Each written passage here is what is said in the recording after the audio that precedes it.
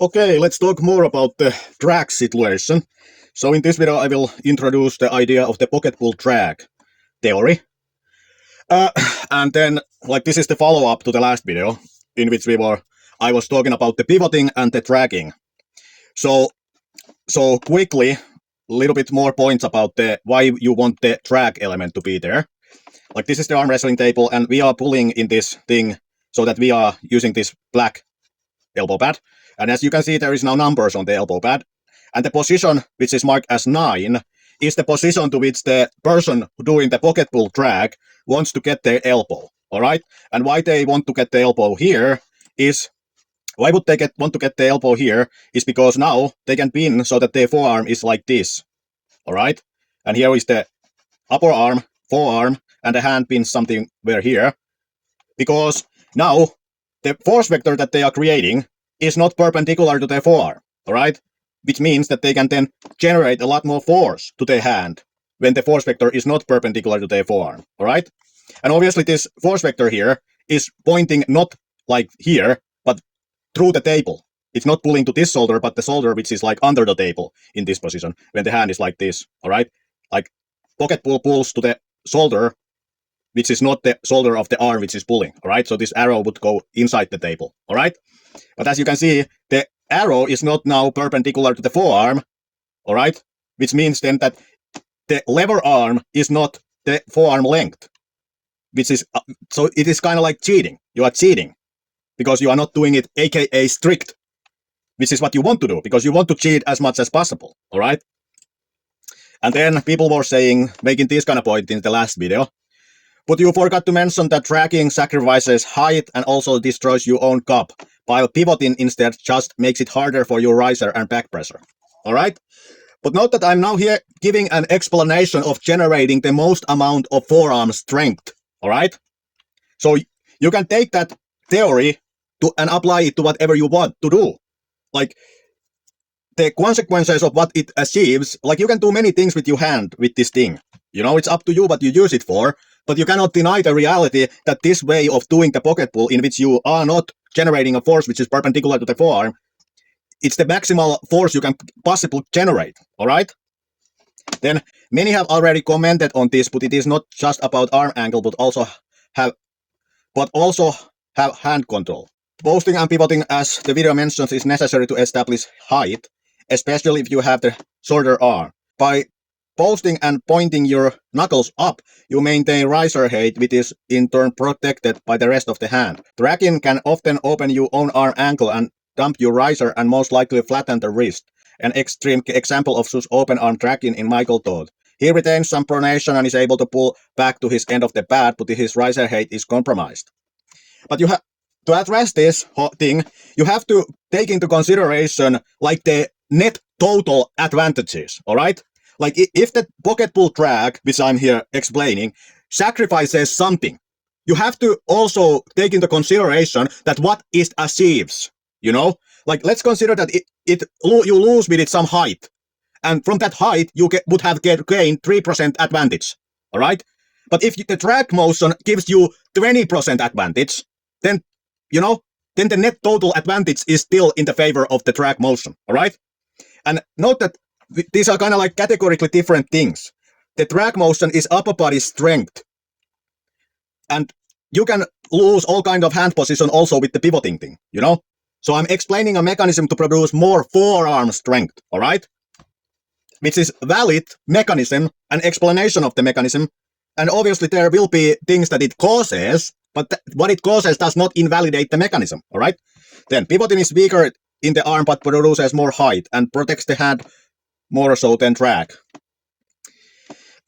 Like it's not every time that the person would lose their hand when they do the drag motion, all right? So it's not totally valid, this point. Yes, it's a different type of force mechanism, but it is superior force mechanism in producing force, pure force to the hand, all right? Meaning, all right, let's make my points. The pocket pull drag is a method to produce more arm force to the forearm.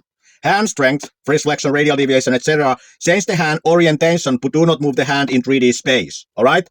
So the pocket pull drag versus the pivoting, like there are mechanisms to produce 3D movement in space for the hand.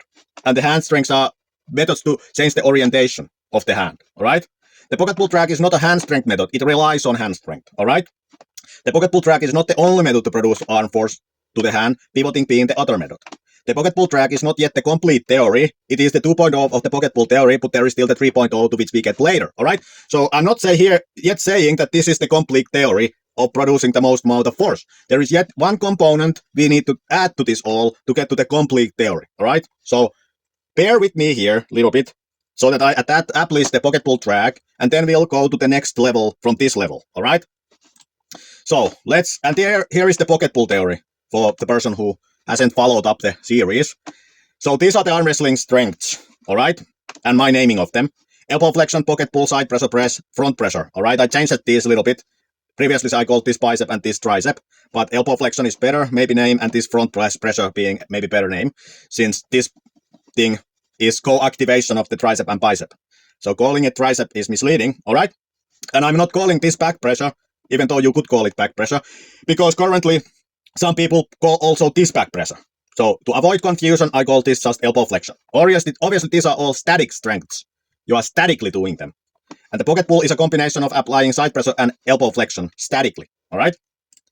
And here you can see that there is a man behind it and this kind of thing.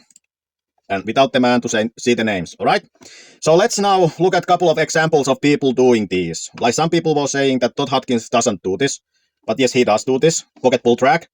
And we can also look at example from John Brzenk, but let's start from Alisan Muratov. Like, not that when I was saying this image here, that they want to get to this position 9, because from the position 9, they can pin so that their forearm is not perpendicular to the force direction, all right? Which is ideal, because you can again produce more force when you are not pulling perpendicular to the forearm, all right? Like the total force is not perpendicular to the forearm, all right? So let's look at the end position of where the Muratov spins. He pins from the position 9 on the elbow pad, all right? And as you can see, when he now pulls here, because the elbow is there, fist is there, he's not producing a force vector which is perpendicular to the forearm. You know, he can generate more force this way, all right? And maybe here you can see it also. The elbow shoulder is there. It's not directly perpendicular to the forearm. If he would have this elbow here, even more. The force vector is not perpendicular to the forearm. And here better when he has gotten the elbow all the way here. The force vector is not perpendicular to the forearm, meaning that you are able to pin the person with a more open arm angle, all right? Meaning that you don't then need to get your hand be that so tight angle. And when it's not that so tight angle, you are not producing a force vector which is perpendicular to the forearm, all right? Let's watch next Todd Hutchings.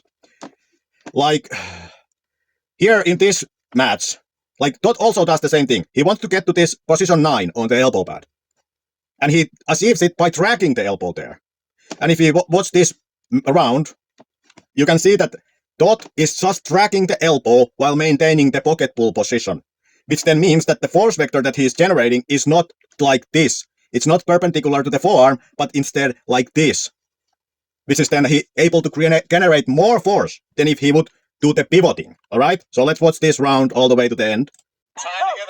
So note that Todd, having got to this position, we'll just now drag the elbow all the way to the position 9 on the elbow pad. And then, let's watch what he does.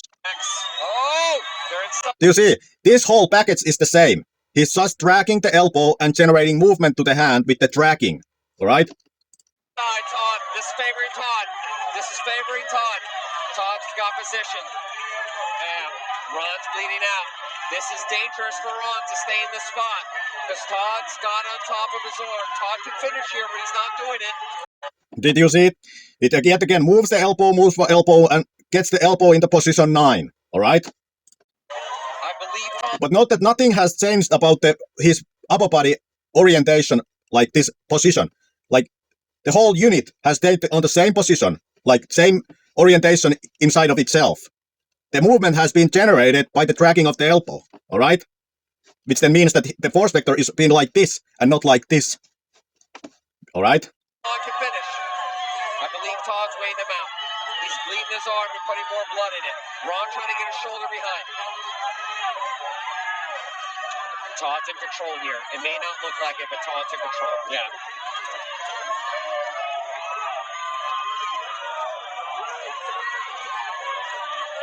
He's bleeding him out. Ron can't connect his shoulder. And now he moved to the elbow to the position where he wants to eventually get to, which is the position 9. Now Todd's. And from this position, he is then doing the pivoting, all right? But all the way getting to this position was just dragging. There was zero pivoting to get to this position, all right? Spreading him out. No foul.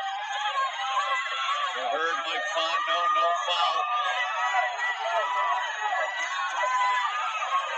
Hutchings trying to Hutchings with a dangerous move. Ooh, that was dangerous. That was a dangerous move, and Ron almost took his hand. And there. Did you see that it was mostly based on the drag, all right? And then at the end only it was based on the pivoting, you know? And the pivoting was to lower this shoulder, as if, all right? But that's another topic, all right? And note that Todd also did the same against Irakli. He gets to the position 9 and then he does this thing. And he doesn't have hand control here, all right?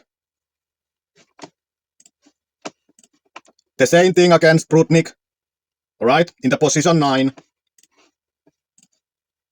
You can see that he has even elbow fouled, but the point being that further here you get it in the position 9 and even maybe a little over it, the more open your angles can be when you pin, and you can still pin with more open angles.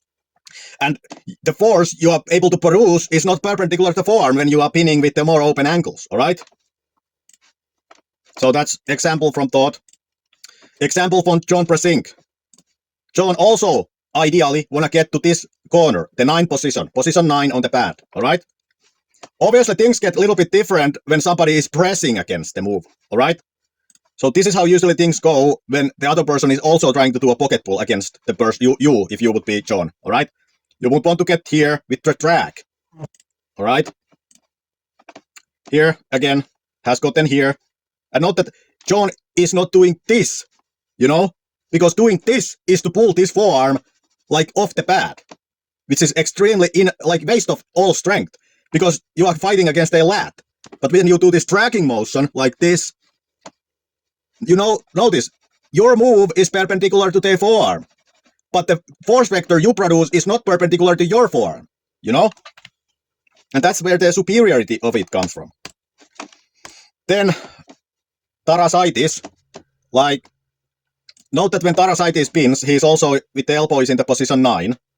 But then let's look at Tarasaitis when he was pulling against Daniel, full name being here. Because in this you can see a good example of how Tarasaitis uses the pocket pull drag to generate movement to this hand. In this match, I'm gonna move frame by frame. Look at how he generates movement to this hand. Okay? Look how he generates movement to the hand. Back, I go backwards. Look how he generates movement. By dragging the elbow and producing the pocket pull force vector. Because this way you are not creating a force vector which is perpendicular to the forearm, alright? Look how he causes his arm to move. And during this whole match, he's also all the time doing these kind of hits, you know? These kind of movements to his direction of Daniel's arm, which are generated so that the force vector is not perpendicular to his own forearm, you know? He can put so much more force into this movement. He's causing his arm to Daniel's arm to move to his direction with this move. This kind of tracking hit. You know? If you watch this full match, you can see that he is during the whole match doing the same movement like over 10 times by exhausting his arm by it. Because like if you remember that match of Dennis versus Devon, when Devon was doing that movement over and over again to burn out the hand of Dennis, this is the same thing. Because when you are doing this kind of overpowered hit, which comes from this dragging motion, he's opening this arm, opening it again and again and again, which again burns out his strength, you know?